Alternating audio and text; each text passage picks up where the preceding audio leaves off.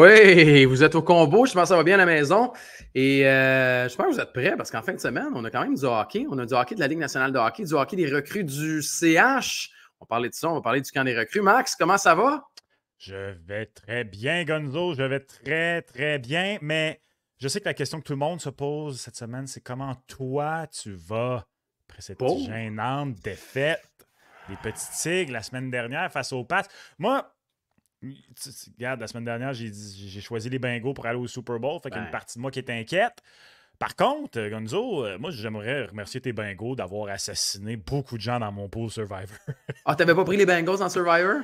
Bravo. Non, mais moi aussi, écoute, moi, j'ai roulé les dés monstrueusement semaine 1. T'avais pris qui? Les Bears. C'était la Oh, seule fois de la saison que les Bears allaient être quand même favoris par wow. plus. Je pense qu'ils étaient favoris par 5,5 points. Puis là, évidemment, c'était pas une rencontre que je surveillais tant que ça, même si j'avais pris. En partage, j'avais quasiment oublié que j'avais pris Audacieux. dans mon Survivor. Puis là, je voyais qu'ils Audacieux. tiraient de l'arrière. Puis j'étais oh my god, quelle erreur. Puis finalement, ils ont fait la remontée. Ouais, merci à la défense. Merci à la défense. C'est chiant de commencer comme ça. Là. Je te disais à quel point ça allait bien. C'était un beau week-end. On avait du hockey en fin de semaine. Puis tu me ramènes ça. C'est une plaie ouverte. Là. Ça faisait une couple de jours que je n'avais pas parlé en plus. Là. Je suis passé à autre chose, Max. Je suis passé à autre chose. Ça m'a fait mal. Puis on va parler des Bengals qui jouent contre les Chiefs en plus cette semaine. Ça va encore faire mal. Est-ce qu'ils jouent à Arrowhead ou est-ce qu'ils jouent à Burrowhead? Est-ce que Burrow est en santé? Puis on va sûrement commencer 0-2 comme à chaque année. Puis c'est pas grave. C'est pas grave. Coudon, t'as-tu une autre confession à faire, toi, là? Je parle-tu à Dave Grohl ou Gonzo cette semaine, là? On dirait que t'as eu une mauvaise semaine. Dave Grohl est juste chanceux qu'il y ait eu le débat cette semaine. Parce que là, il est en maudit contre toi parce qu'après le débat, il n'y a plus personne qui parlait de Dave Grohl puis tu le ramènes une couple de jours plus tard. Mais bon. Ça m'étonne que tu ne m'aies pas parlé de Kirk Cousins. Puis là, tu vas dire que mon chandail est des couleurs des Lions en plus. Il est couleur, mais ça, c'est correct. Ouais, Ils sont bien. c'est-tu ton Hawaiian Blue? Ben, en tout cas, d'ici, à travers la caméra, ça a l'air de ça. Là. On ne sait jamais, des fois, peut-être que ton white balance est mal fait ou je ne sais trop. Là. Je te le confirme, le white balance est mal fait parce que c'est Ah vrai ouais? qu'à l'écran, je le vois, là, puis il a l'air bleu lion, mais non, Bon, c'est mauve. C'est mauve en plus. c'est mauve. Oui, c'est mauve. Eh boy, en tout cas, à l'écran, là, Ouais, c'est bleu. c'est autant mauve que. Je sais pas Que trop. t'aimes Là, les faucons? exact. Que mon Ok. père et ma mère et ma mère et mon père. Là, ça marche pas. Là. Ça, c'était trop personnel, Max. Je me suis tenu au faucon. Là, t'amènes ta famille dans la conversation. J'essayais de trouver quelque chose là, de pas trop controversé. Puis regarde. Ouais, Là là, tu t'en vas dans des trucs personnels. Allô, papa, allô, maman. Ben, on les salue, hein? Moi aussi, je les salue. Ça fait longtemps. En plus, je ne les ai pas vus. Euh, Max, on a des bonnes nouvelles pour les gens aujourd'hui. D'ailleurs, Oui. on vous invite à aller vous abonner de toute façon au compte YouTube du combo parce que vous êtes de plus en plus nombreux et parce qu'on va vous gâter encore une fois dans les prochaines semaines. On peut peut-être un peu titiller les gens avant de passer à l'application, mais on a une belle soirée qui se planifie très bientôt et vous serez invités à participer au combo. Vous avez été nombreux à être venus avec nous au Ouais. casino pendant les séries au printemps dernier. Ben, on vous réinvite le 9 octobre pour le premier match de la saison contre le Boston cette année ou contre Toronto? Toronto, le lendemain, Contre le 10, Toronto, c'est le contre lendemain, Boston. Boston. Ouais. Et ça, bravo. Ça devrait être de même à chaque Ah année. ouais. Un Dos 2 en à 2 en dos, partant. Toronto, Boston. Pas de niaisage, pas de Moses de sable de Buffalo. Toronto-Boston, j'aime ça. C'est bon. Ça. Alors, 9 octobre, on vous donnera tous les détails dans les semaines à venir, là, mais on voulait quand même vous dire, encercler cette date, réserver ça. Premier match de la saison. Donc, premier match de la saison, enregistrement du combo devant vous, devant le public, et ensuite, visionnement de ce premier match de la saison du Canadien de Montréal. Puis on sait que vous êtes très excités pour le Canadien. Il y en a des très optimistes. Bon, le retour de Doc, l'arrivée de Laine, les jeunes, quels jeunes défenseurs vont se tailler un poste aussi pour ce premier match du 9 octobre. Donc, on aura la chance de discuter de la saison du Canadien de Montréal, la Ligue nationale de hockey, prendre une petite bière ensemble et avoir beaucoup de plaisir. Max, j'ai très hâte à cette soirée du 9 octobre. Moi aussi, j'ai très hâte de savoir qui vont être les 6 défenseurs sur la glace. Oh. Parce que là, je t'en ai parlé hors d'onde. Je suis allé à la première journée sur glace du camp des recrues cette semaine. Là, puis ça a comme fait augmenter pas mon intérêt, c'est pas vrai. Là, mon intérêt était déjà à 100%, là, mais je vais pas dire que je commence à être dans l'équipe des gens qui disent que c'est garanti que Lane Hudson fait le club. Mais ça reste le camp des recrues. Je le sais. Il faut faire attention d'une année à l'autre parce que. Je suis d'accord. Oui, ces recrues-là. À la rondelle, là, c'est ouais, je sais. Et sais-tu qu'est-ce qui m'a le plus impressionné? De Hudson? Ouais. Parce que, tu sais, on a tellement entendu longtemps depuis son repêchage que la différence entre lui et un Quinn Hughes, la raison pourquoi il n'est pas un Quinn Hughes, c'est le coup de patin. Il n'y a pas la phénoménale vitesse de pointe, mais si tu dessinais un carré de où il se tient à la ligne bleue, bien sûr, en tant que défenseur, là, et ce qu'on appelle dans le jargon les edges, le jeu de pied dans ce carré, rien à envier aux meilleurs gars de jeu de pied de la ligue, qui sont, à mon avis, Connor McDavid et Kyle McCarr. Bon, j'exagère un petit peu en disant qu'il n'y a rien à leur envier, là, mais c'est juste pour dire la rapidité, l'explosion avec laquelle, en possession de rondelle, il va être capable de casser des chevilles aussi dans la Ligue nationale de hockey, j'en doute pas. Tu dis, ce changement de direction-là, tu sais, je faisais à la blague, je pense que c'était la première semaine. Pour vrai, j'ai vraiment pas le goût d'être d'à côté de lui sur un dance floor. Là. Ce gars-là, son mouvement d'épaule, je veux dire, il casse pas juste des chevilles, il ridiculise des gens sur la patinoire. Moi, je suis très curieux de les voir dominer dans cette première phase contre les recrues des Leafs de Toronto. Ce serait une première étape, mais par la suite, ça va être de les voir aussi au camp d'entraînement du Canadien de Montréal. La bonne nouvelle, c'est que ça commence la semaine prochaine. Là, pour vrai, pour les gens, lundi, c'est le tournoi de golf. Mercredi, c'est le début du camp d'entraînement du Canadien de Montréal. Par la suite, c'est des matchs pré-saison. Là, ça devient concret pour vrai. Là, je suis vraiment excité. On va en parler du camp des recrues. On va parler de la citation également de Nick Suzuki. On va parler des séries. On va même parler du Calder, tiens, vu que tu parles de Lane Hudson. Oui. Les cotes sont sorties. Ouais, les cotes sont sorties pour le Calder. Ouais. Puis il y a deux joueurs du Canadien. Non, laquelle? La bonne nouvelle, c'est que pour toutes vos cotes, maintenant, si vous avez un iPhone, ben, c'est encore plus facile que jamais d'y accéder rapidement avec la nouvelle application mise au jeu qui est maintenant offerte sur le App Store. Alors, je précise, là, vraiment, iPhone, c'est une application iOS pour les iPhones, disponible dès maintenant. Vous pouvez aller en mode clair et mode sombre. Moi, j'adore un mode sombre, Gonzo. Ça, c'est bien. Non, moi, je suis mode clair. Je suis mode clair. Ouais. Ben là c'est là que tu dis Q, c'est là que tu vas dire ah, t'es vieux. Là, je dis c'est correct, je vis bien avec ça. Moi, je suis mode clair. J'ai tout été mode clair. Mode sombre, je sais pas, la misère. Je suis en train de la télécharger, c'est pour ça. En fait, c'est drôle parce que c'est l'inverse. J'allais dire bravo. Parce que d'habitude, justement, c'est quand t'es plus vieux, les yeux et tout ça. Moi, je suis vieux, mes yeux sont vieux. Fait que je veux le mode sombre. En fait, mes yeux sont pas vieux, ils ont juste été opérés au laser. Là, donc, Bon, on voulait juste plugger qui avait été opéré. C'est correct. Bref, vous pouvez télécharger. Le lien est dans la description. Le lien pour l'application est dans la description si vous voulez télécharger la nouvelle application Mise au jeu plus. Et comme toujours, on vous rappelle que si vous y allez d'un pari, c'est très important. On se fait un budget et on le respecte. À titre d'exemple, Gonzo et moi, la semaine dernière, avons parié 2 pizzas sur qui allait marquer le plus de buts entre Cole Caulfield et Patrick Laine cette saison. Et Gonzo, honnêtement, j'ai recensé sur l'entièreté de nos plateformes là, parce que il y a l'épisode complet de la semaine dernière. Vous pouvez également, là, au fil de la semaine, consulter la page YouTube de Mise au jeu. Il y a tout le temps au moins un extrait de la semaine qui est déposé en format long. Vous n'avez pas le temps d'écouter le podcast en entier. Vous voulez écouter un extrait d'une quinzaine de minutes. Il était là, l'extrait sur Patrick Laine, mais aussi sur les réseaux sociaux, TikTok, Instagram, peu importe. Fait que j'ai essayé, grosso modo, là, de recenser le tout, mais il y a eu des centaines de commentaires. Là. Et si je suis approximatif, je dirais que c'est match nul. Si je suis 100% honnête, j'ai l'impression que c'est nul majoritaire à la faveur de Caulfield. Je pense que les gens ont un nul majoritaire pour Caulfield. Ceci étant dit, certains des commentaires qui m'ont soit bien fait rire ou que j'ai bien aimé cette semaine, Gonzo. Salutations à la brave patate, Brave Potato. 75 sur YouTube. Qui dit Cole Caulfield est le meilleur marqueur de 40 qui en a jamais scoré 30. J'aime ça, Brave Potato. Brave Potato est... Mais tu sais, c'est intéressant de voir à quel point c'est serré. C'est pour ça que je pense qu'on a un beau pari, on a des belles pizzas en jeu, puis je pense que c'est une conversation qu'on va pouvoir avoir tout au long de la saison. En tout cas, j'espère, là, en raison du fait que on va espérer qu'ils soient en santé les deux. Mais si on a une belle lutte, là, ça pourrait être cool là, de pouvoir même voir les gens qui ont changé leur fusil d'épaule puis certaines séquences de marqueurs comme ça. Fait que... Il y a PK Fire 420 qui dit que le tir à Caulfield n'a rien à envier à celui de l'aîné et qui pense que si le premier trio joue bien, ça peut être 40 pour T. Cole cette année. Moi, je n'exclus pas un 40 de Cole cette année.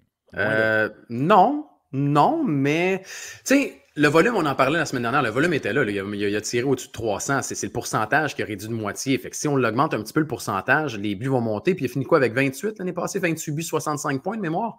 Fait que sais, il peut en marquer 35 facile. Le 40, c'est gros parce que je trouve qu'on en a parlé ça aussi, mais la division des tâches chez le Canadien de Montréal, oui, c'est un tireur, mais là, tu as Laine, tu as Slav, tu as Suzuki, tu en as une couple qui vont vouloir tirer. Fait que si tu as 2 marqueurs de 30 buts, c'est correct, mais si tu n'as pas de marqueur de 40 buts, ça ne veut pas dire que c'est non plus quelque chose qui aura été un raté là, chez le Canadien.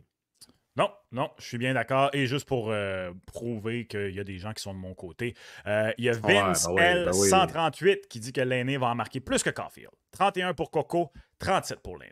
C'est ton burner account, ça, hein? Franchement, j'ai pas besoin de burner account. Moi, j'assume tout ce que je dis dans la vie, contrairement à certains. Écoute, non, Vince, regarde ça. Vince, si t'existes, Vince à la maison, je veux dire, juste le Vince L138, ça fait très burner account. Là, ben oui, puis PK Fire 420, ça faisait pas burner account, M. Gonzo. D'ailleurs, 420, là, ça, c'est très une autre vie de Stéphane Gonzalez. Je n'ai aucune idée de quoi tu parles. Aucune idée de quoi tu parles. Je sais même pas ce que ça veut dire, 420. Je pense que c'est un train. True. C'est ça, hein? True train. Merci à vous, je blague là, pour Vince puis pour Piqué aussi. Là. Je blague pour tout vous. Mais merci de participer comme ça puis de pouvoir vous amuser avec nous. On va le faire tout au long de la saison, de pouvoir vous impliquer comme ça dans des questions quand on n'est juste pas d'accord puis qu'on sent qu'il y a un petit débat qui est le fun là-dedans. Fait que c'est bien le fun. Max, tu disais, on va commencer avec le Canadien en série ou pas parce que c'est des commentaires qui ont quand même fait bien réagir cette semaine, les commentaires de Nick Suzuki qui ne pouvaient pas dire autre chose, là, on s'entend quand même. Il a dit par contre que c'est la première saison dans cette phase de reconstruction où les attentes étaient différentes et les attentes allaient être plus élevées. Personnellement, moi, je veux dire, je comprends qu'il ne pouvait pas dire le contraire, mais j'aime bien que M. Capitaine Suzuki ait quand même mentionné le truc au passage. Puis, tu sais, on l'a dit les deux, on ne voit pas nécessairement le Canadien en séries éliminatoires cette année, mais on le voit se battre. Et pour les optimistes, comme je disais, parce qu'il y en a des optimistes, hein, on en rencontre de plus en plus dans les dernières semaines. Regardez la cote du Canadien de Montréal qui participera aux séries éliminatoires. Si jamais vous y allez d'un petit montant, ça pourrait être très payant. 6,25 la cote. Oh, ouais.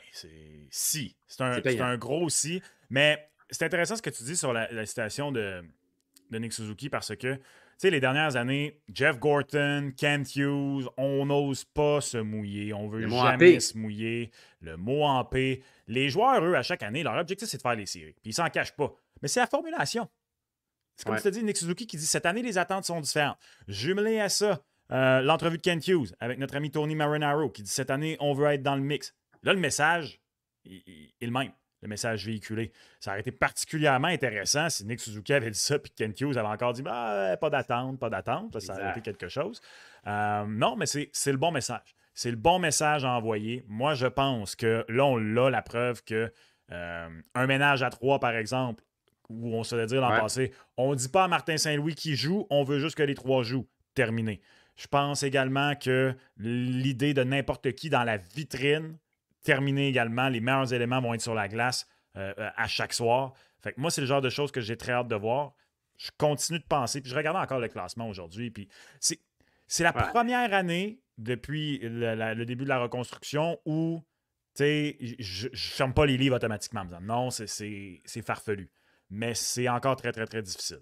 Ben, c'est difficile parce que, tu sais, faites l'exercice à la maison pour vrai, puis c'est correct là, si vous mettez un petit montant sur le Canadien en séries éliminatoires parce que je sais qu'il y a des surprises à chaque année, puis c'est normal d'avoir des optimistes.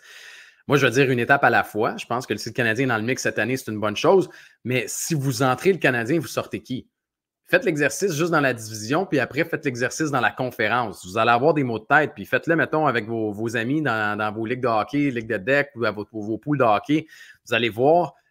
C'est pas si évident de pouvoir sortir un club et de rentrer le Canadien de Montréal. Tu sais, as-tu fait l'exercice, Max? C'est là, moi, où tu vois, c'est là où ça devient du concret en plus. Parce que c'est facile de dire, ils font les séries. Ah non, ils ne font pas les séries. Mais quand tu t'assois, tu regardes les clubs, puis tu sais qui ils ont ajouté, quelle équipe est rendue comment et pourquoi, là, tu te dis, OK, laquelle je sors? T'sais. Moi, l'exercice est fait. Ouais. Moi, l'exercice est fait, il est simple. J'ai envie de dire malheureusement, parce que moi, je persiste et signe. Tant et aussi longtemps qu'ils vont être dans la Ligue, je veux voir Alex Ovechkin et Sidney Crosby en série.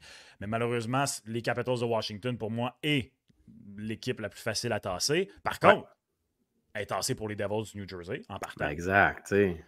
Mais ceci dit, je tasse quand même une deuxième équipe, moi, personnellement. Ah ouais, tu tasses qui? Ah ouais. Les Islanders. Les Islanders? Probablement les Islanders. OK. Ceci étant dit, je suis pas c'est qui rentre? Les Sénateurs, les Sabres, les... Tu vas me dire les Pingouins? Non, dis-moi pas les Pingouins. Marche pas les Pingouins. Les Red Wings. Oh, les Wings. Il faut que Sider et Raymond signent, par exemple, mais c'est pas grave. Ouais, ça, c'est une bonne idée. J'allais dire ou que Sidney Crosby aille rejoindre Patrick Kane, et là... arrête. Apparemment, il va signer. Ouais, il va signer. OK, mais j'ai une question pour toi, par contre. Je veux savoir si... Parlant de fabuler, j'ai besoin de savoir si je fabule. Ouais.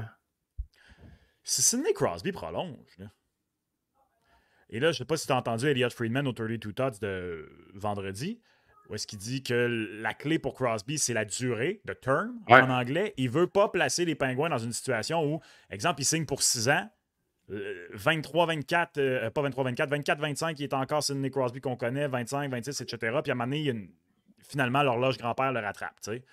Fait que des contrats court terme, c'est dorénavant la donne, probablement la normalité pour Sidney Crosby. Mais je te pose la question. Est-ce que ça garantit qu'il reste à Pittsburgh? Parce que, est-ce que ça pourrait qu'il signe? Puis admettons, là, parce que moi, je comprends pas sa décision. T'es Sidney Crosby. Littéralement, tu vas faire ce que tu veux. Ce que tu veux. Pourquoi tu re-signerais là? La seule raison, c'est la loyauté, que pour lui, c'est important de faire sa carrière à Pittsburgh. Mais sinon, il a gagné 3 coupes. Pas. Oui, mais il a déjà gagné 3 coupes. Et je pense que... Tu sais, c'est un gars vieille école, Sidney Crosby. Il a le goût je suis sûr et certain qu'il a le goût de se dire j'ai porté seulement les couleurs d'une seule équipe. Parce que dans ma tête, il porte dans son cœur les joueurs qui ont juste porté les couleurs d'une seule équipe. Peut-être moi qui fabule, là. C'est vraiment ma lecture, mon interprétation. Mais s'il fait ça, il a eu ses 3 coupes. Tu sais, deep down, là, à l'intérieur, quand il regarde le portrait des Pingouins, puis tu sais, je sais qu'il a nommé les Kings, puis il a nommé certaines autres équipes. La réinitialisation n'a pas été pareille là, pour ces équipes-là. C'est pas du tout. Les Pingouins ont sacrifié trop souvent des premiers choix, la date limite des transactions pour aller chercher des vétérans pour jouer avec Crosby ou avec Malkin. C'est aujourd'hui que ça fait mal parce que là, on recommence tranquillement à aller chercher les premiers choix puis juste à les garder puis repêcher. Mais c'est là qui fait qu'on a un gros creux chez les Pingouins. Ça va être tough. Pourquoi il ne prend pas un contrat de 3 ans, mettons, puis que sa clause de non-mouvement va être là? S'il est tanné, il a juste à demander à Dubus de la lever. Puis, c'est là où je m'en allais. S'il signe, là, exemple, là, il signe 2 ans, OK? Donc, ça lui donnerait 3 ans. Cette année, plus les 2 autres pour lesquels il prolonge. Est-ce que je me trompe si je dis que soudainement, la valeur de Sidney Crosby pour Kyle Dubas est encore meilleure? Parce que, exemple, qui s'en va, j'ai dit les Red Wings, là, mais mettons qu'il s'en va au Colorado. T'as Sidney Crosby pour 2 ans au lieu d'en location garantie. Ça aide. Oui, mais bémol, OK? Je t'amène une situation. Je dis pas si, j'enlève même le si, il va y avoir une clause de non-mouvement de Sidney Crosby. Ben oui.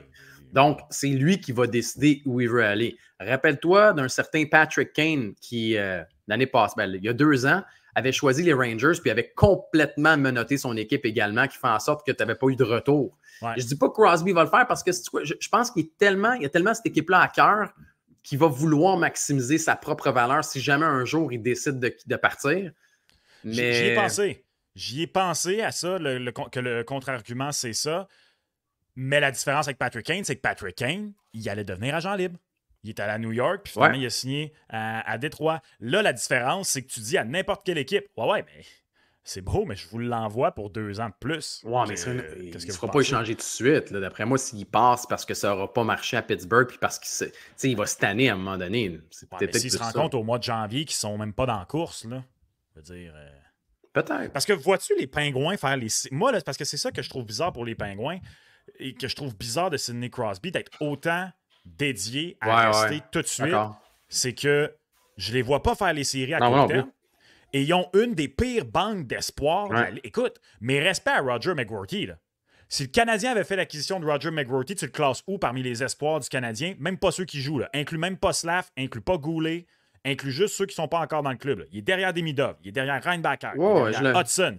Il est peut-être derrière Mailloux. Je l'aurais mis top 5. Non, je le mets devant Mailloux, par exemple. Bon, je le mets devant Mailloux. Fait que là, après ça, ajoute Slav, ajoute Goulet et compagnie. C'est pas un espoir premium. T'en parles des Penguins de Pittsburgh, puis on va avoir la chance d'en parler dans les prochaines semaines, autant avec les divisions que les équipes qui vont faire les séries éliminatoires. Mais pour ceux qui pensent que les Penguins de Pittsburgh vont faire les séries éliminatoires, c'est une cote de 2,15. Puis ceux qui pensent que les Penguins ne feront pas les séries éliminatoires, puis moi, tu vois, je l'aimerais bien peut-être en combo. Celle-là, c'est 1,55. C'est pas super élevé, mais je place pas les Penguins en séries éliminatoires. En tout cas, pour le moment, vraiment pas. Là. Non, moi non plus. Tu vois? C'est les Red Wings que je verrais remonter, mais comme tu as dit, si... attention, mets pas les sabres de côté trop rapidement. Là. 13 ans sans série. J'aime beaucoup les sabres. J'aime beaucoup les sabres, pas juste parce que c'est une des équipes qui a les plus beaux chandails de la Ligue. Oh, et les plus beaux espoirs aussi. Ils ont des bons espoirs, des beaux espoirs. Ils ont fait des moves weird cet été, mais c'est pas grave. À ce stade-ci, par contre, là, oui, des espoirs, mais il y en a une couple là-dedans qu'on peut plus appeler espoir non plus. Là. Ouais, oui. Mais c'est pas la première fois non plus. Là. Ça fait combien de reconstructions en ligne qu'on. Ouais. J'ai hâte qu'on parle des trophées individuels d'ailleurs. Il y en a peut-être un cette année à Buffalo qui va m'intéresser. Ah oui? Ouais. Bon, ouais. OK. Tu piques ma curiosité, mais c'est correct. On a parlé du camp des recrues également. Attends, avant de passer à ça, on n'a même pas parlé. Je voulais te poser la question. J'avais 2 questions. On va en tasser une parce que là, le temps file. Mais... Non, c'est un podcast, on peut faire ce qu'on veut. Je comprends, mais je veux qu'on se garde un petit peu de temps aussi pour parler du Calder, puis parler d'Hudson, puis parler de football, puis tout le reste. Mais si tu ne te places pas en séries éliminatoires cette année, le Canadien de Montréal, est-ce que tu es places l'année prochaine? Est-ce que c'est dans 2 ans, 3 ans, 4 ans? C'est quoi ton... Moi, j'ai toujours identifié 2026 comme l'année où... Moi, 2025, donc le printemps qui s'en vient, c'est l'année où le Canadien doit... à tout le moins, jusqu'à la toute fin, peut-être un peu comme les Red Wings l'an dernier, les Flyers, se battent puis les rater, puis c'est pas grave, mais au moins on a essayé. 24-25. 26, ouais, l'année en cours. 26, c'est les séries. Après ça, moi, la division Atlantique est tellement forte. Mais à part t'aimes pas, là, Toronto va pas tomber bientôt. Boston, j'arrête de prédire la fin du Boston. Moi, avec, je suis tanné. Moi, je vais prédire ça. Ils me font paraître, mal paraître à chaque année. Ouais, les Panthers, ça va être intéressant, mais je vois pas les Panthers tomber de sitôt. Puis là, ben, tu as Détroit, Buffalo, Montréal, Ottawa qui est bonne chance. Puis moi, pour le Canadien de Montréal, je vais être totalement d'accord avec toi. C'est plate, hein, on est d'accord, mais moi, cette année, je les vois monter un petit peu, le Canadien de Montréal, là, même si l'année passée, je les avais mis top 5 dans la cave. Il y a beaucoup de si pour le Canadien cette année, par contre. Là, si Lainé, si Doc, si Montembeault, si la défense. Un peu moins qu'avant, quand même. Oui, mais en raison il y a moins de si, mais tu les collectionnes pareil. Ils sont peut-être un peu moins risqués, mais tu les accumules quand même. Puis moi, la raison pour laquelle également j'aime bien 25-26, OK, c'est sûr que oui, le contrat de Slav va rentrer à 7,6, mais au moins, tu vas te libérer de Christian Dvorak. Au moins, tu vas te libérer de Yoel Armia. Qu'est-ce qu'on va faire avec David Savard qui va être aussi joueur autonome? Est-ce qu'on va le garder en raison du fait qu'il est ici, il va vouloir terminer sa carrière? Puis à la limite, j'ose aussi, et j'ose espérer sur un contrat d'entrée, il faut le préciser. Donc ça, c'est très bon pour le plafond salarial qui, lui, augmentera encore. Et j'ai comme un... Je sais pas pourquoi, je me dis, est-ce qu'on sera capable d'échanger et ou racheter un des deux entre Gallagher et Anderson? Fait que, ça va donner plus de marge de manœuvre, je pense, à Kent Hughes et Jeff Gorton. Échanger serait la clé. Là. Ouais, parce que tu as parlé des contrats qui s'en vont, mais tu n'auras plus de retenue de Jeff Petrie, tu n'auras plus de retenue de Jake Allen. C'est pas compliqué. Là. Après ça, là, il reste Carey. Puis Carey, ben, il est chez eux, puis il est sur la liste des blessés. Fait que... Ouais, mais en fait, il va rester une année de Carey. C'est une seule année de Carey, puis une année de Patrick Laine. Fait que moi, 25-26, je suis d'accord. Moi, c'est vraiment l'année où je pourrais. Mettons, je sens qu'en 25-26, l'année prochaine, la cote du Canadien de Montréal, elle ne sera pas égale. Là. Ce ne sera pas 1,90 oui, puis 1,90 non. Mais elle ne sera pas à 6,25. Elle risque de. Puis là, écoute, on spécule parce qu'il y a le repêchage, il y a les transactions, il y a les blessures, il y a plein d'affaires. Mais mettons, tu la mettrais à combien? J'aurais dit peut-être autour de 3. 3 pour oui, puis non à comme... Tu penses qu'elle va fondre de moitié? Ben, pas mal. Hey, écoute, Max, tu penses vraiment à une prochaine étape, là. 6,25. Hey, 6,25, c'est une des plus grosses cotes, là. On s'entend. Fait que si le Canadien est dans le mix, mettons, cette année, puis qu'il ne participe pas aux séries éliminatoires, pour l'année prochaine, les attentes vont être un petit peu plus grandes. Tu l'aurais mis plus haute que ça? C'est parce qu'il y a tellement... il faudrait qu'on s'en reparle dans un épisode du mois de mai, mettons. Là. Ben oui, parce que tu sais, je dis n'importe quoi. Là. Le Canadien de cette année a une saison de rêve. De rêve. Finit 3e dans la division. Tu sais, ça change complètement la donne. De toute façon, ça n'arrivera pas. Tu me diras, ce qui est un très, très bon point que tu amènes là. J'ai décidé que tu l'avais amené. 3e. C'est le fun, tu te poses. Tu fais des commentaires et tu réponds à ma place. Exact. Non, c'est ça. Moi, y aller, moi. Je te sauve du temps. Je te fais travailler moins fort pour ton cachet. Non, je trouve... disons qu'il rate les séries. Mettons, moi, là, ce que j'entrevois dans ma boule de cristal arrive.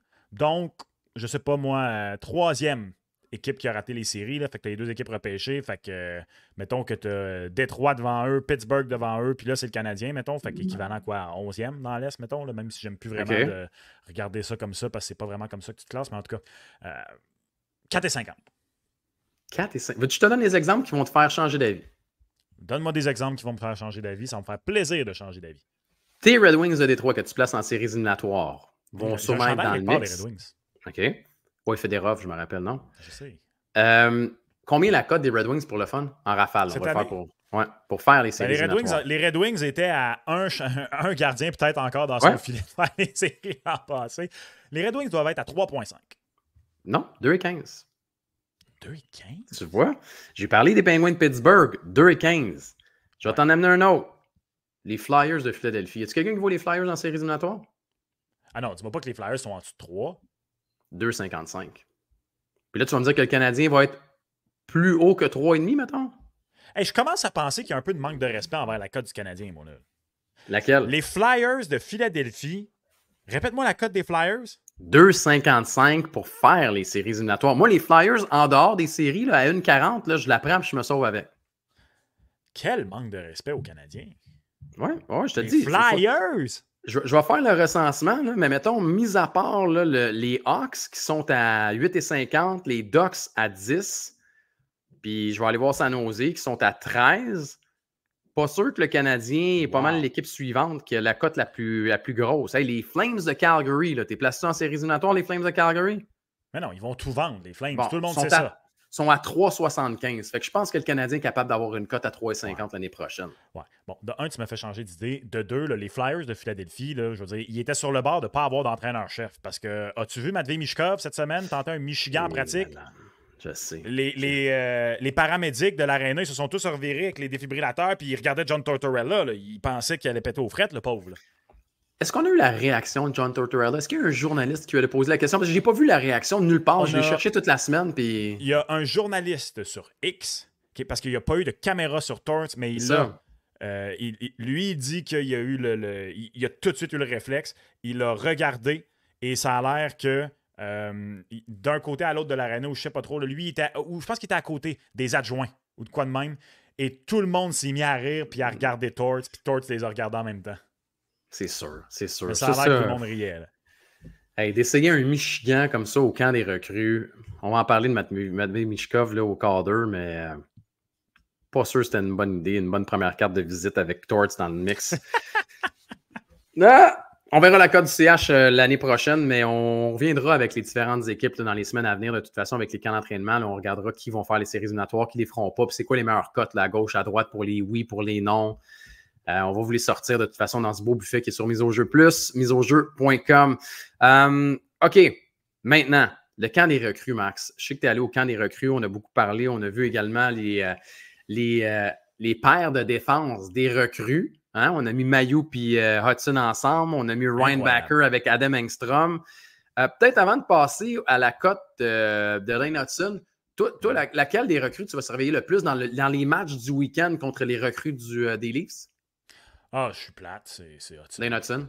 Ouais, c'est Hudson. Un peu de l'eau. Mais c'est vraiment les défenseurs. C'est vraiment le point de mire de ce camp des recrues-là. Moi, je pense que Ryan Backer est destiné à aller à Laval, ne serait-ce qu'en raison de la panoplie de défenseurs. Mais pourquoi? T'envoies OK. Fait que tu perds Justin Barron pour rien? Attends, ça veut pas dire que la transaction n'est pas faite pendant le camp, là.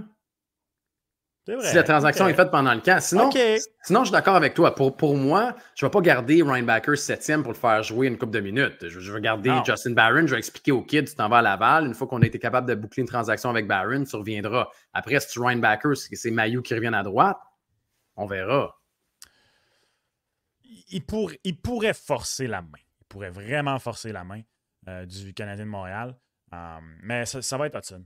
Ça va être Hudson parce que pour vrai, moi, on dirait que volontairement, je me retiens sur Lane Hudson. Tu ne veux pas t'emballer trop. Mais là, pour l'avoir vu, d'abord, là, les rumeurs qui ont grandi sont vraies. Là, il est enregistré à 5 pieds 10. Lui, il a dit, c'est à peu près ça. Puis pour avoir été sur place, je le regardais tout le long à côté de Logan Mailloux. Ça me semble légitime. Il a quand même une bonne largeur d'épaule. Moi, je m'attendais vraiment à un tout petit, quasiment à Paul Biron. Là, pour vrai, là. J'ai fait investir en masse pendant que Paul Biron jouait, puis c'est probablement le seul joueur que je regardais. Je me disais, comment tu fais, man? Comment tu fais pour être vivant, de un? Parce qu'il il avait une shape de marathonnier, mettons. Clairement, il était super, mais il était à combien? Il était petit comme ça.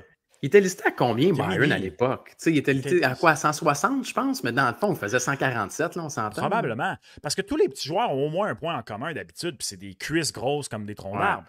Martin Saint-Louis, puis justement, vous avez peut-être vu passer la photo du camp Bauer cet été. Lane Hudson a déjà de la bonne cuisse, là, des bonnes cuisses.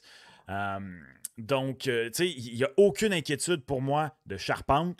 Les inquiétudes de coups de patin, je l'ai dit tantôt, moi, ce qui m'intéressait, c'était son jeu de pied à la ligne bleue, impeccable. Les passes étaient belles, les passes étaient précises, d'une bonne vélocité. Tu sais, non, mais ce qu'il a surveillé, Max, là, mais je pense qu'il va faire le club. Tu as parlé du patin, OK. Là, on met beaucoup d'emphase sur le patin. C'est pas un gars slow, Lane Hudson, pas du tout. C'est juste que quand on le compare à Quinn Hughes, c'est sûr que c'est pas le même patin. Deuxièmement, comment il va défendre? C'est surtout ça qu'on va vouloir. Puis, je pense qu'on n'aura pas les réponses en fin de semaine. Moi aussi, c'est Hudson que j'encercle, mais en même temps, tu as bien fait de le dire. Je pense que tous les défenseurs, incluant Engstrom, qui moi, m'intrigue, puis je suis très curieux de le voir en situation de match parce que c'est un gars qu'on connaît un petit peu moins, qu'on a moins vu également là, dans la liste. Il se situe où, lui, dans l'organigramme, dans la hiérarchie? Est-ce qu'on est capable de le placer après ce camp-là? Oui, il va aller à Laval, mais après, est-ce qu'il peut devenir un Jack Eye de cette année? Est-ce qu'il peut devenir un Struble de l'année passée? C'est beaucoup lui en mettre là, sur les épaules. Je ne dis pas que ça va arriver, mais il y a souvent des surprises comme ça au camp. Lui, il a le profil pour causer une belle surprise cette année quand même. Puis si c'est plus long, c'est bien correct aussi. Hudson, moi je veux voir, oui, contre les recrues en fin de semaine, mais je vais vouloir voir comment il défend contre les joueurs de la Ligue nationale de hockey dans le camp d'entraînement. Puis je pense que c'est là qu'on va avoir la majorité. On sait qu'il est capable de jouer un avantage numérique. On l'a vu dans les derniers matchs l'année passée. C'est un naturel. Il ne va pas perdre ce don-là qu'il a. Après, c'est à 5 contre 5, puis dans sa zone, je pense que le Canadien va vouloir prendre des décisions. Puis ça va dépendre peut-être aussi. Je sais que les deux autres sont droitiers. C'est pour ça que je pense que Mailloux et Reinbacker se battent plus l'un contre l'autre. Mais curieux de voir, comme tu dis, combien ils vont rester à Montréal. Puis s'ils ne viennent pas à Montréal, c'est pas grave. Ils n'ont pas passé par le ballottage. Mais je suis d'accord avec tout ce que tu viens de dire. Mais moi, pour moi, où déjà un petit peu, là, ma façon de voir les choses commence à changer concernant Hudson, c'est que je pense que ses qualités offensives et d'avantages numériques sont trop grandes pour s'en priver. Pour le reste. Le Canadien finit 26 ou pire en avantage numérique depuis 5 ans. Puis honnêtement, là, je l'ai dit, je le répète, Mike Madison va piloter l'avantage numérique du Canadien de Montréal au match 1. Ne serait-ce que pour ce qu'il a fait l'an dernier. Là. Mais si tu es au match 20, si tu es au match 30, si tu es au match 40, je pense que dès cette année, c'est Hudson qui pilote l'avantage numérique à la fin de l'année. Je suis curieux de voir la patience. Ça revient à ce qu'on a parlé au niveau des séries éliminatoires. La patience. Et rappelle-toi, l'année passée, Josh Anderson est resté combien? 25 matchs sur la première unité en avantage numérique parce que c'est un vétéran. Mais les objectifs n'étaient pas les mêmes. Exactement. Ça, on va pouvoir en parler les prochaines semaines. Mais avec les attentes qui sont différentes, est-ce qu'on va avoir... Est-ce que la corde va être plus courte pour certains vétérans maintenant ou est-ce qu'on va y aller vraiment avec les vétérans parce qu'on se dit, on est encore en reconstruction? J'espère qu'elle va l'être moins. J'espère, tu sais. Si Lane Hudson est sa deuxième vague, là, puis que peu importe qui est sa deuxième vague, là, ça fonctionne, ça va bien. Parce qu'à un moment donné, Nick Suzuki va pas... Toc, toc, toc. Allô, Martin, hein? Comment ça se fait que c'est pas moi qui joue avec Hudson en passant? Amène-nous Lane. Ouais, comme Slav. Slav, ça a pris du temps avant qu'il soit sur la première vague en avantage numérique, mais une fois qu'il a été dessus, ben, regarde, Mais Slav, ça a pris du temps aussi avant qu'il se trouve. C'est sûr. Il y a 20 ans. C'est normal, tu sais. Puis c'est pas le même rôle, puis c'est pas la même charpente, puis c'est pas... Mais le gars, on l'a vu l'année passée quand il est venu, puis je sais que c'est un court échantillon, 2 matchs, mais quand tu as le cerveau... Le sens d'anticipation, l'intelligence au jeu, l'agilité de Lane Hudson, c'est un naturel que ce gars-là va jouer un avantage numérique dans la Ligue nationale de hockey. Hey, montre-nous donc les cotes pour le Calder pour Lane Hudson, faire rêver le monde un petit peu. Là. Est-ce que pour vous, à la maison, je sais que là, vous gonflez la ballon, vous dites, Lane Hudson, power play, va remplacer Madison, combien il va faire de points et tout le reste? Regardez, il est top 6. Il est 6e favori pour le trophée Calder remis à la recrue de l'année dans la Ligue nationale de hockey. C'est quand même, pour vrai, Max, je ne pensais pas qu'il allait avoir une cote parmi le top 6 des candidats. Malgré tout ce que je viens de dire, Gonzo, c'est trop haut. Ah, tu vois, tu es d'accord. En fait, dans le fond, la cote est trop basse, juste pour être sûr qu'on se comprenne. Là. Exact. La cote aurait dû être plus haute. Donc, Lane Hudson aurait dû être plus bas dans la liste. Et je m'explique. J'ai regardé là, à l'ère du plafond salarial. Donc, depuis 2005-2006. Tyler Myers, Aaron Ekblad, Kel McCarr, Moritz Seider. 4 défenseurs ont gagné le trophée Calder. Tyler Myers le fait en 2010 avec 48 points. Cette année-là, il avait terminé 3e pointeur derrière Duchesne à 55 et Tavares à 54. T'imagines. En 2015, Ekblad l'a gagné avec seulement 39 points. Ce qui est surprenant de l'année qu'Ekblad a gagné, c'est que tu regardes ça et tu te dis, OK, c'était peut-être pas une belle année pour les attaquants. Non. Il y avait eu 3 gars de 60 points. Stone, Gaudreau, Forsberg. Il y avait eu une panoplie d'autres gars qui avaient terminé devant lui avec dans les 50 points. Mais Ekblad jouait 21-49 de temps de jeu déjà sa première année. Bon, Cale Makar, c'est Cale Makar. 50 points. Il avait terminé quand même deuxième pour les points chez les défenseurs. J'avais oublié. Quinn Hughes l'avait battu, mais Makar avait joué peut-être une dizaine de matchs de moins. Donc, avait battu Quinn Hughes au Calder cette année-là. Et c'est une année où aucun attaquant ne fait 50 points. Puis Moritz Seider, en 2022, a terminé à 50 points. Fait qu'il l'a fait, le 50. Et il était quatrième chez les pointeurs. Michael Bunting avait été premier, puis bon, il avait 50 ans, fait qu'on a laissé faire. Arrête, t'as tout été un détracteur. Je me rappelle, on en parlait souvent ensemble de ce sujet-là. Le gars a mon âge ou presque, puis il est recru dans la Ligue nationale de hockey en 2022. Je comprends, un peu sérieux. Mais depuis Sergei Makarov, on a changé le règlement. Fait que selon les critères, il était encore éligible. Le règlement. Il l'a pas gagné non plus. Maurice Seider, 50 points. Puis lui aussi, son temps de jeu, c'était des grosses minutes qu'il jouait Seider dans une jeune équipe. Là, fait que... Ça me fâche encore d'en parler. Et Zegras en avait fait 61 et Raymond 57. Ça, c'était des vrais recrues qui méritaient de considération. Tout ça pour dire que... il va falloir que Hudson, surtout que là, avez-vous vu les noms pour le trophée Calder cette année? C'est une belle cuvée, là. Mishkov, Celebrini, Stankoven, Will Smith. Il y a des gars de 50 points minimum là-dedans, à mon avis. Il y a peut-être même des gars surprises de 50 points là-dedans. Je vais aller plus loin. Il y a des gars de 60 points, je crois, là-dedans. Mais attention, c'est pas garanti. Avec sa saison de 60 points l'an dernier, Connor Bedard a mis un terme à une séquence de 3 ans de suite où le Calder s'est gagné en dessous de 60 points. En moyenne, depuis 10 ans, d'ailleurs, il se gagne à 60 précisément. Fait que ça va être difficile. Moi, je me rappelle et ça me rappelle, je pense qu'au dernier combo on a fait ensemble, on avait fait nos prédictions pour le Calder. Je me rappelle, j'avais pris Logan Stankoven. L'an dernier. Oui, l'an dernier, on l'avait fait comme ça, puis j'avais pris Stankoven. C'est un très bon choix. C'est un bon choix, puis j'aime les cotes parce que c'est des grosses cotes pareilles. Là, il y a une partie de moi qui se dit...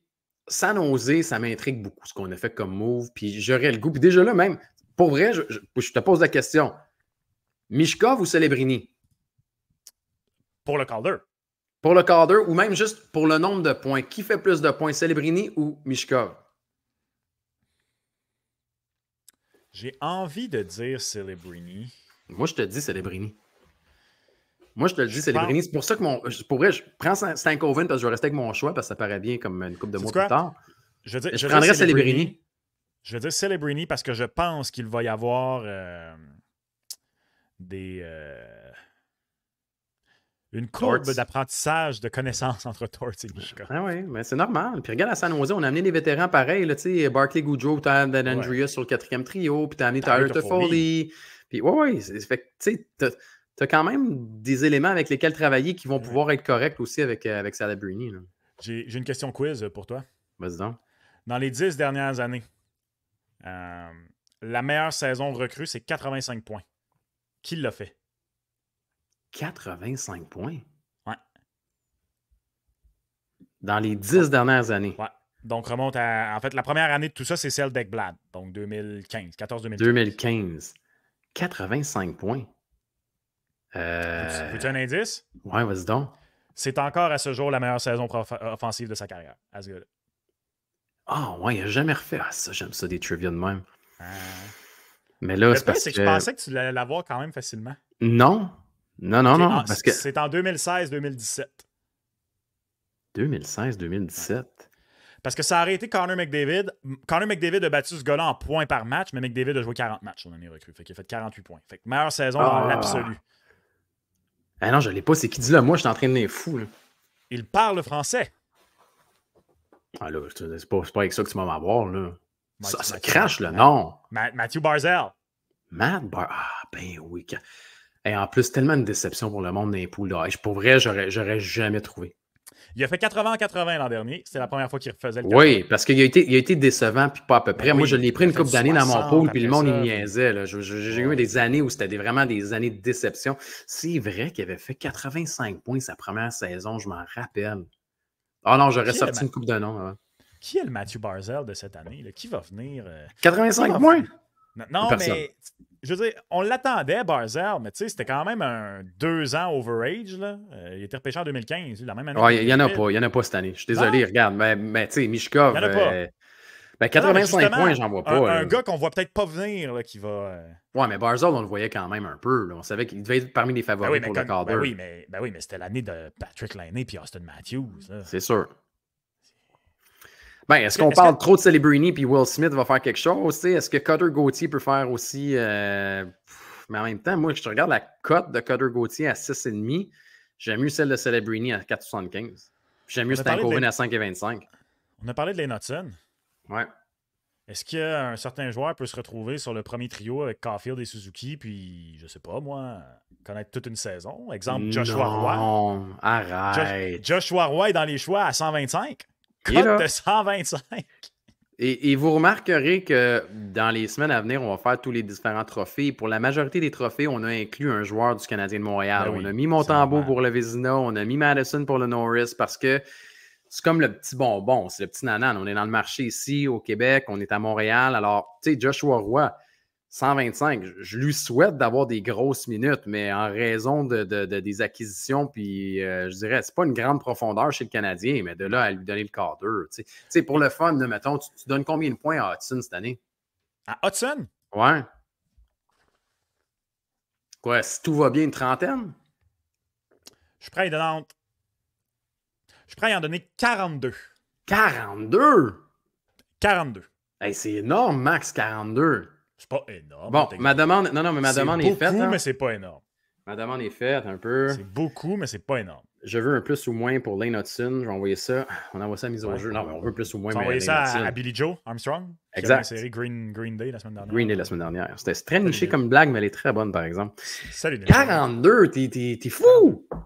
Franchement, voyons donc. Alors, 42. C'est toi qui es fou là, de trouver ça fou?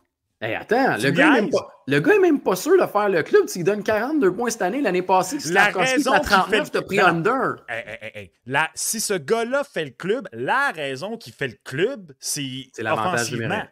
Je comprends, mais s'il reste à deuxième vague, tu vas pas tasser un gars comme Mike Madison aussi facile. Je te l'ai dit, il va tasser. Oui, mais ça va prendre combien de matchs? C'est comme Tyson Barrie. Là. Je veux dire, Tyson Barrie, tu le mets sur n'importe quel avantage numérique avec des bons joueurs, puis il va te donner des points. C'est juste qu'il y a tellement d'autres affaires que finalement, il ne fait plus vraiment la Ligue nationale de hockey. Là, il s'est magasiné un PTO à Calgary, si ma mémoire est bonne. Je sais même plus, Calgary. Oui, Calgary.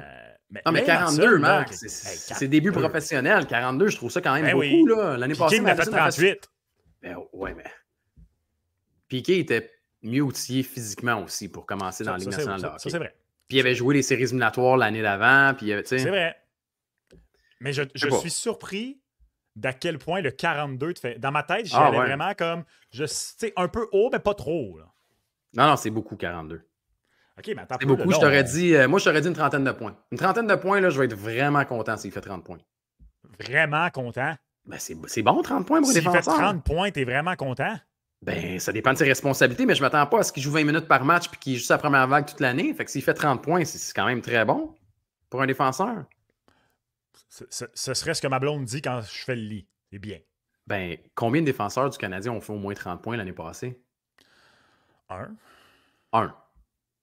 Madison. Le suivant? Combien de défenseurs du Canadien l'an passé ont les upside offensifs, les atouts offensifs de Lane Hutson? 1. Puis je dirais presque 0. Moi, j'allais dire 0.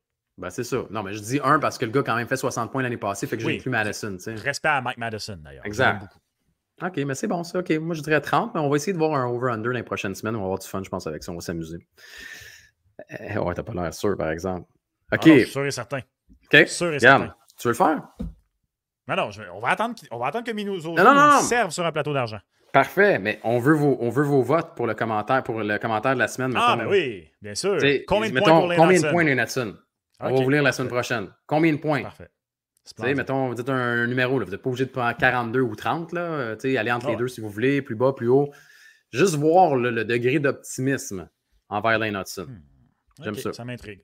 Okay. Ça m'intrigue énormément. Max, on s'en va au football. On s'en va au football cette semaine et on débute avec les Bengals et les Chiefs. Oui, les Bengals ont fait des mains à bien du monde dans leur Survivor la semaine dernière. Je m'en excuse pas parce que c'est pas de ma faute. Même si j'ai reçu 70 000 messages au cours du week-end en me disant « Je suis mort dans mon Survivor à cause de toi! » C'est pas grave. Je vais le prendre, le blâme. Là, c'est les Chiefs. Puis est-ce qu'en fin de semaine, ça va être Burrowhead ou Arrowhead? Wow. On voit la cote. 1,38, c'est tout petit. C'est sûr que Higgins encore blessé. Le Joe Burrow qui n'est pas capable de ramasser un Gatorade. Ça va pas bien. Puis on commence tout le temps bien slow. Fait que je m'attends à un 0-2 encore pour les Bengals. Oh, donc tu y vas avec les chefs. Ben, les chefs. J'aime pas beaucoup le 1,38 parce que je le trouve pas payant. Là, pas intéressant. Ben Par non. contre, moi, ce que je trouve... Écoute, la défaite face aux Pats, des Bengals, a eu un impact en moyenne chez les preneurs au livre américains. Je n'ai pas regardé chez Mise au jeu exactement comment ça a fait basculer entre les deux matchs, mais environ 2,5 points. Les Chiefs, à l'heure actuelle, sur Mise au jeu plus, sont favoris par 5,5.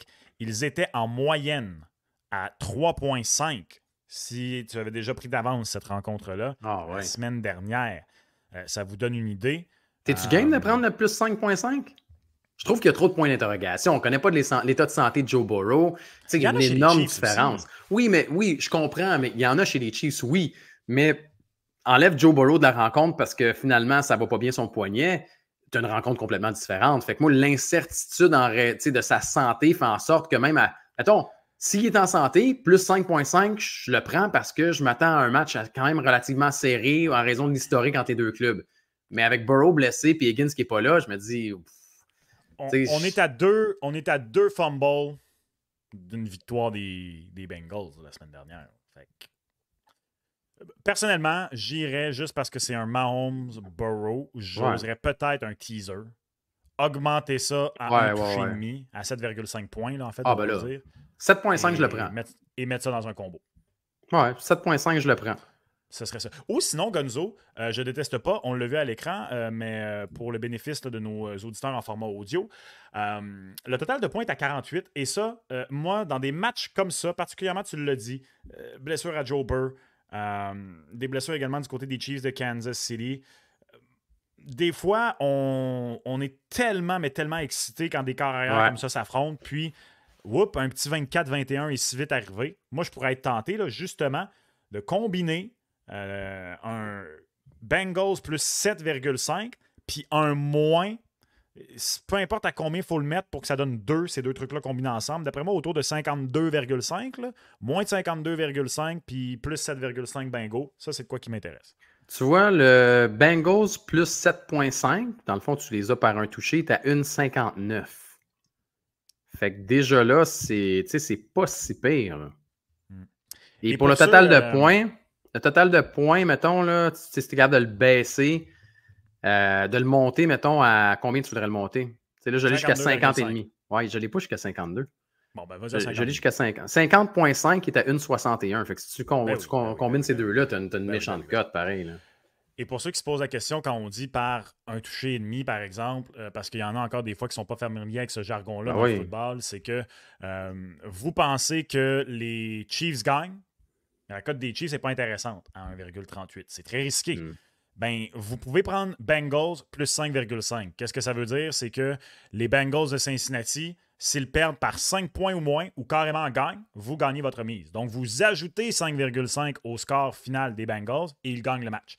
À l'inverse, quand on prend l'équipe qui est favorisée, c'est le contraire. Donc, il faudrait que les Chiefs gagnent par plus que 5,5, donc 6 ou plus, pour que vous gagniez votre pari. C'est le même principe. Le principe est que si on enlevait 5,5 points aux Chiefs dans la rencontre, ils gagnent encore le match.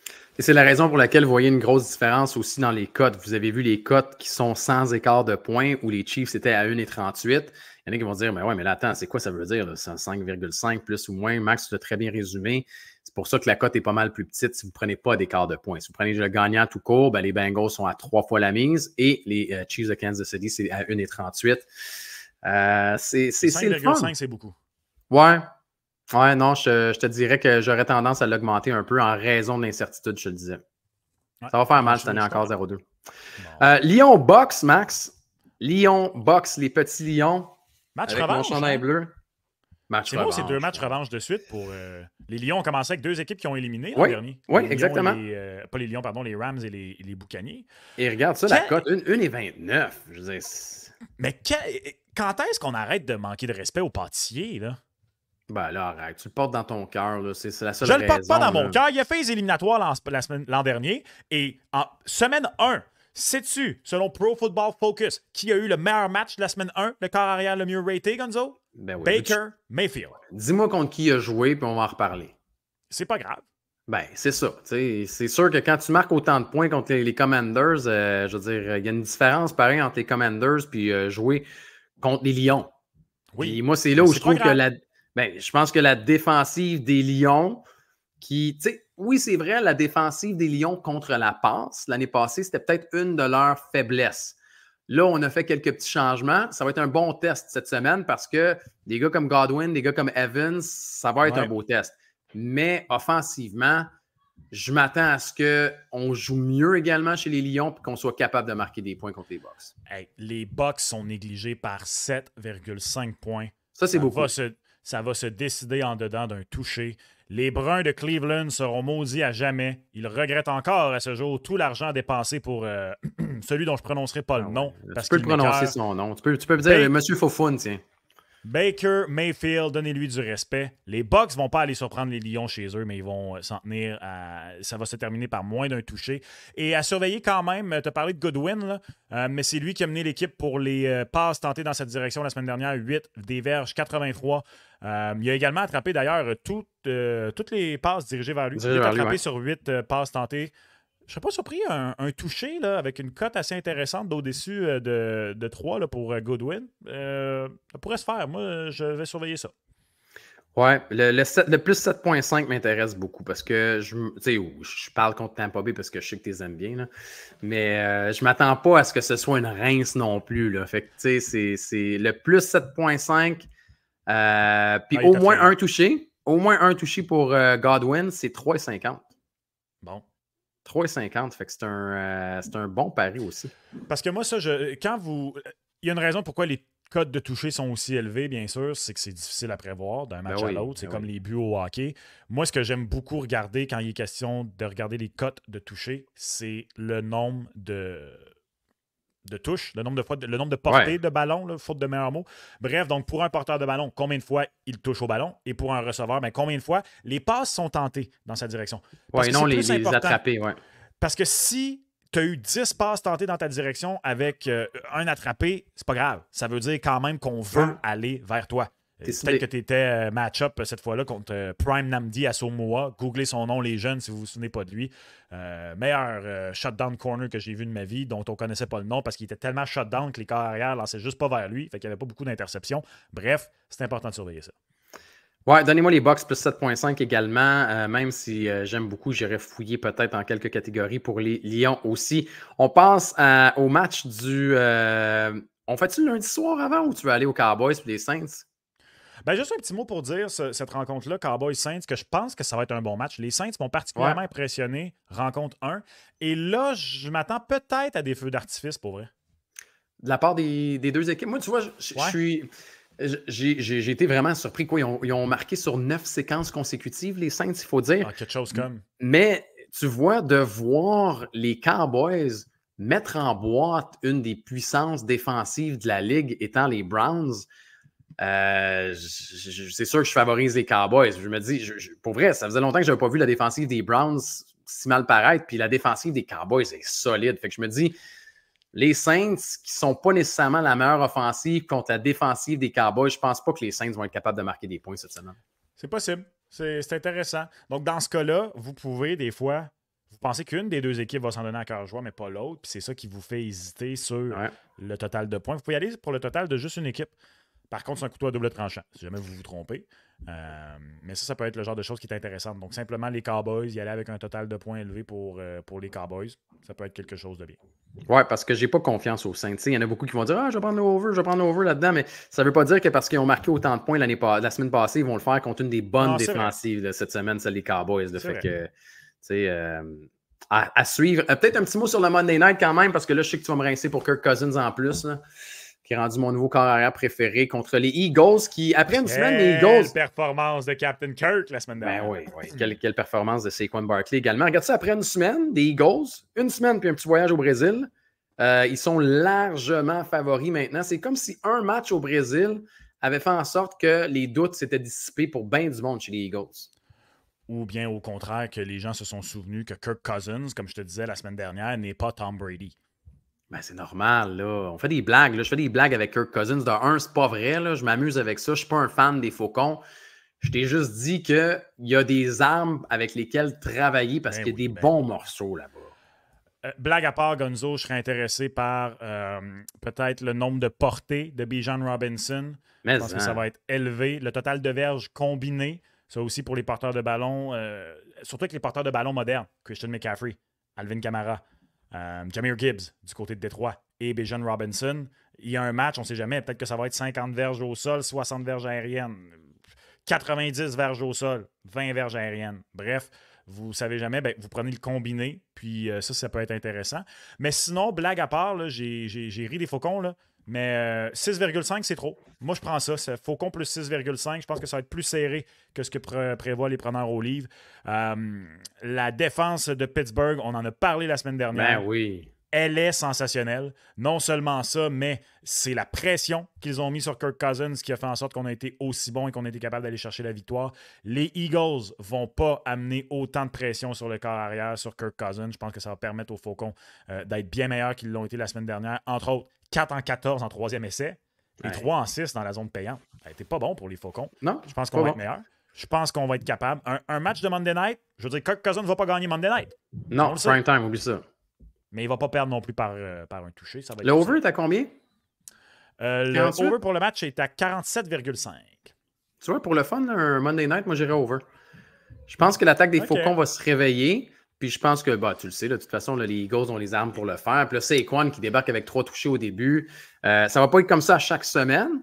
Mais avec un jeu au sol, ça veut dire également que Jalen Hurts ne saura pas à courir aussi souvent. Ça peut être bénéfique pour lui. Il ne m'a pas super impressionné par la passe, par exemple, Jalen Hurts, en première semaine. Il n'a pas eu à le faire, là, mais c'est une note timide pour moi envers Jalen Hurts au match numéro 1. Un contre-argument, juste pour vous laisser réfléchir là-dessus, pour le over, pour aller contre ce que tu viens de dire. Les Eagles reviennent d'un match international. Je sais que ce n'est pas le décalage horaire de l'Europe. C'est un long vol. C'est 9 heures de vol, 9h30, ouais, c'est vrai. Ça. Fait que même si le décalage est moins pire, c'est un long vol. On a joué vendredi, fait que c'est pas une courte semaine, c'est correct. 2 jours de plus. Mais attention à ça quand même. C'est le genre de match dont on revient qui peut être difficile pour une équipe. C'est un bon point, mais en même temps, si la fatigue est là, la défense peut laisser passer plus de choses aussi. Fait que tu peux donner, mais peut-être pas être aussi reposé. Fait que l'attaque des Faucons ne demande que ça, exploser. Là. Oui. Mais c'est quoi le truc dans ce temps-là? Ben ça, ici, vous voulez aller comme Gonzo, vous voulez aller dans un over dans ce match-là, mais on est un petit peu moins sûr. Ben, on le baisse. Une moins grosse partie de notre budget parce que c'est important. C'est important, non seulement de se faire un budget, mais au sein de notre budget. Moi, personnellement, je dépense plus cher pour mon toit que mon automobile, parce que c'est pas mal plus important. En tout cas, pour moi. Je vous juge pas si vous aimez vraiment les autos. Vous avez le droit. T'es rendu sage, ça n'a pas de sens. Tu te baisses-tu à 45,5? De quoi, je suis sage. J'ai jamais trippé ces autos. Non, je sais pas. Tu faisais un commentaire qui avait l'air de dire je mets plus sur mon toit que sur mon auto. Ben, c'est la trentaine, les cheveux qui commencent à tomber, je sais pas. Là, le cheveu gris que j'ai trouvé ce matin. Pas de bédaine. Pas de bédaine. Non, je l'ai juste cité. 45,5 est à 1,63. Tu sais, sur un... Ouais, over. Over 1,63. Over 45,5. Ouais, puis je combinerais ça avec quelque chose d'autre. Intéressant. Ouais, je le ferai. Max, bon week-end de foot. D'ailleurs, le Canadien de Montréal va jouer en même temps. Le Canadien joue dimanche 13h en même temps que la NFL. L'automne, là, c'est le temps des multiples écrans. C'est le temps des enregistreurs aussi. Ouais, je sais. On entend en haut, là, ça se passe. Ouais, t'es entends-tu? Ouais, c'est ça. C'est ça qui arrive. C'est ça qui arrive, tu sais. Ils ont hâte. Ils ont hâte que papa remonte. C'est pas grave. Mise au jeu plus, miseaujeu.com pour tous vos paris. Max le disait. Faites-vous un petit budget. C'est une période qui est on parle souvent des buffets, il y en a énormément. Faites-vous un budget, divisez-le, allez à gauche, à droite, des petites mises un peu partout. Ou sinon, allez-y sur un seul pari, puis dites-vous, bon, je vais prendre ma mise de la semaine, puis je vais avec celle-là parce que c'est celle-là que j'ai envie. Mais c'est important de faire un budget et vous dire que c'est encore un jeu de hasard. Hein? C'est un jeu de hasard. Ah ouais. On ne sait jamais pas ce de qui va garantie. arriver à un Tua Tagovailoa. On souhaite qu'il aille bien, c'est tout. Mais regardez les Bengals la semaine dernière. Là. Tout le monde pensait que c'était dans la poche. Puis finalement, regardez. Les passes, c'était très payant. Là. Très, très payant. Fait que des fois, le risque versus le retour, il faut faire attention. Continuez à vous abonner également à notre page YouTube. Merci de vos commentaires, de votre participation, l'interaction. On va l'intégrer de plus en plus également cette année. Max, merci pour le beau travail. C'est une belle émission. Et bonne semaine. Et enlève le jacket, il y a un autre show en fin de semaine. Je l'enlève. Mon bleu lion. OK. Mon bleu lion. Bon week-end tout le monde. Ciao.